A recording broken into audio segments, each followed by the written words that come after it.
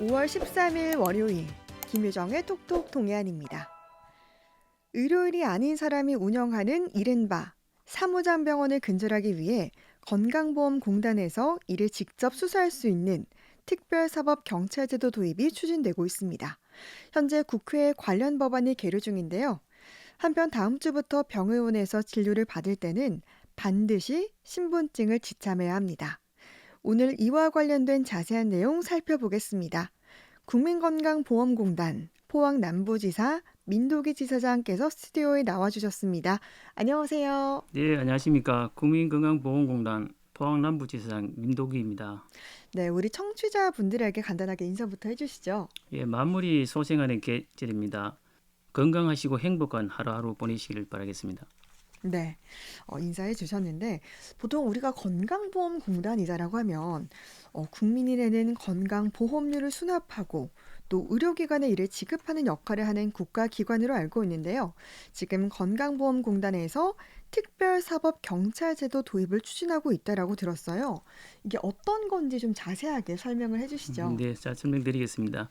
예, 우리나라 법에는 의료법상 의료인만이 의료기관을 개설하고 운영할 수 있습니다. 네, 예, 비의료인이 면허를 가진 의료인을 고용해서 운영하는 불법 개설기관, 즉 사무장 병원이 있습니다. 네, 이들은 보험 청구를 목적으로 영리 추구를 우선을 하다 보니까 음, 전체적인 의료 서비스 순위이 떨어뜨리고 불법적인 환자 유치 등 각종 위법 행위를 해서 국민의 생명과 건강권 침해가 심각한 상황입니다. 네, 예, 이러한 사무장 병원 조사에 전문성을 가진 공단 직원에게 특별사법 경찰권을 부여하여 법을 위반한 사실을 인지하면 바로 수사할 수 있도록 하자는 것입니다. 네. 국민 모두의 건강권과 재산권을 지키기 위해서 반드시 도입이 필요한 긴급한 제도라고 할 수 있습니다. 네. 그러니까 이 특별사법경찰권, 이 제도가 불법적으로 공단으로부터 진료비를 받아간 의료기관을 조사할 수 있도록 공단에 권한을 부여하자라는 거죠. 네, 맞습니다.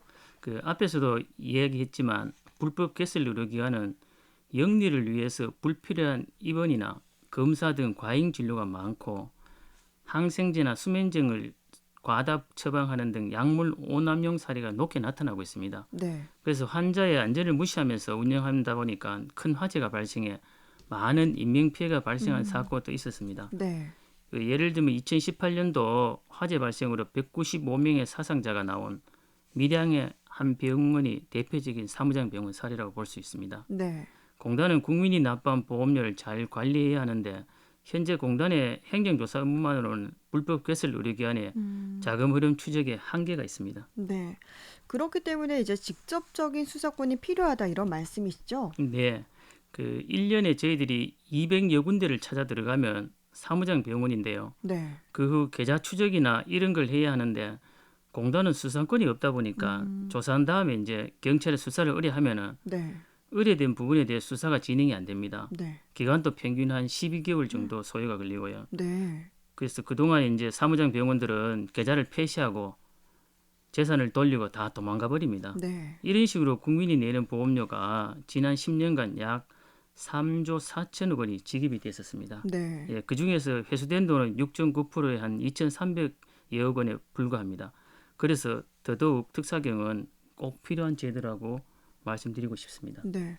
그러니까 공단에서 이렇게 뭐 계좌 추적을 해서 사무장 병원을 찾아도 이렇게 수사권이 없다 보니까 또 뭐 경찰에 이야기를 하면 그 기간 동안 도망가 버리고 하다 보니까 좀 신속하고 효율적인 수사를 위해서 공단이 직접 수사를 할 수 있어야 한다 이런 이야기인데 그러면 혹시 뭐 다른 공공기관에서도 이런 특별사법 수사권을 운영하는 사례가 있나요? 예, 특사경 운영하는 대표 사례는 고용노동부의 근로감독관이나 민간기관인 금융감독원, 국립공원관리공단 등을 예를 들 수 있습니다. 네. 특히 금융감독원 같은 경우에는 감독기관인 금융위원회 특사경과 그 권한과 범위가 같으나 특사경 권한을 부여를 한 선례가 있습니다. 왜 이제 건보공단이 특사경을 원하는지는 잘 알 것 같은데, 근데 이 건보의 특사경 도입을 우려하는 시선도 있습니다. 뭐 의료기를 압박하는 수단이 될 수도 있고, 공단의 수사권 오남용 같은 이제 부작용을 걱정하기도 하는데, 이런 우려에 대해서는 어떻게 보시나요? 예, 부작용도 그렇고 걱정하는 부분에 이해는 합니다. 예, 실제로 과거에 그랬었고요. 하지만 불과 3년 전이죠. 2020년 법이 바뀌면서 이제는 수사권이 생기더라도 사무장 병원과 면허 대여 약국의 범죄 행위만 수사하는 것으로 권한이 한정되어 있습니다. 네. 그 복지부 장관이 추천권을 행사하고 검찰에서 이제 수사권에 승인된 직원에 한해서 제한제로 운영할 예정입니다. 네.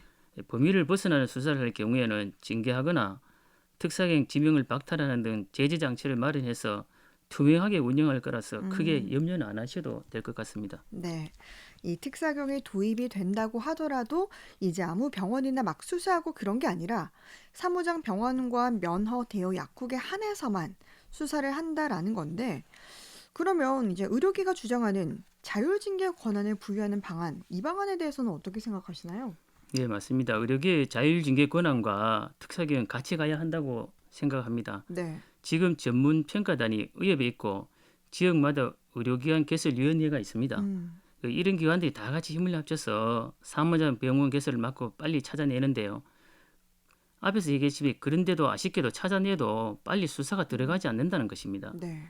공단도 의사협회도 수사권이 없는데요. 네. 예, 결국은 이제 수사 부분이 해결되지 않으면은 한수 역시 지금 같은 정도에 지나지 않을 것입니다. 네. 사람은 찾아서 사실 뭐 벌은 줄 수 있지만은 네. 그 누수된 재원에 대해서는 지금과 똑같은 상황이기 때문에 그 재원 확보를 위해서는 특사경 제도가 필요합니다. 네. 그러니까 이제 뭐 사람을 찾아서 벌은 줄 수 있지만 이 환수가 어렵기 때문에 이 법안이 필요하다라는 건데 지금 현재 관련 법안이 국회에 상정돼 있는 걸로 알고 있거든요. 진행 상황이 좀 어떻습니까? 예, 현재 4개 국회의원실에서 사법경찰 직무법 개정안이 발의된 상황이지만요. 네. 아직 법사위 법안 심사 심의 중이거나 미심의 상태에 있습니다. 그 사무장 병원 근절을 위한 특사경 도입 추진은 공단의 우월적인 업무 수행 목적이 아니고 네. 사무장 병원으로부터 의학계 등 우리 국민 모두의 건강권과 국민이 납부한 보험료, 재산권을 지키기 위함이니까 네. 청취자 여러분들의 많은 관심과 성원을 부탁을 드리겠습니다. 네. 건강보험공단의 특별사법경찰권 도입 추진에 대해 알아봤고요. 이제 다음은 우리 청취자 여러분들이 꼭 알고 계셔야 할 소식입니다. 다음 주죠. 5월 20일부터 병원에 갈 때는 이제 신분증을 꼭 갖고 다녀야 한다고 합니다. 네, 맞습니다. 연기한 본인 확인 강화 제도가 시행이 됩니다. 네. 그 건강보험 자격이 없거나 타인 명의로 이제 항정신성 의약품을 확보하기 위해서 이제 건강보험증을 대여하거나 뭐 도용해서 부정 수급을 사례가 지속적으로 발생하고 있습니다. 이를 사전에 예방하기 위해서 본인 확인 강화의 필요성이 대두되었던 거예요. 그래서 5월 20일부터는 병원에 방문할 때 신분증 등을 제시해야 하고 네. 요양기관에 이제 건강보험으로 진료를 할 경우에는 정확한 본인 확인을 통해 수진자의 진료 기록 왜곡을 방지하기 위해서도 마찬가지로 본인 여부와 그 자격을 반드시 확인을 해야 합니다. 네.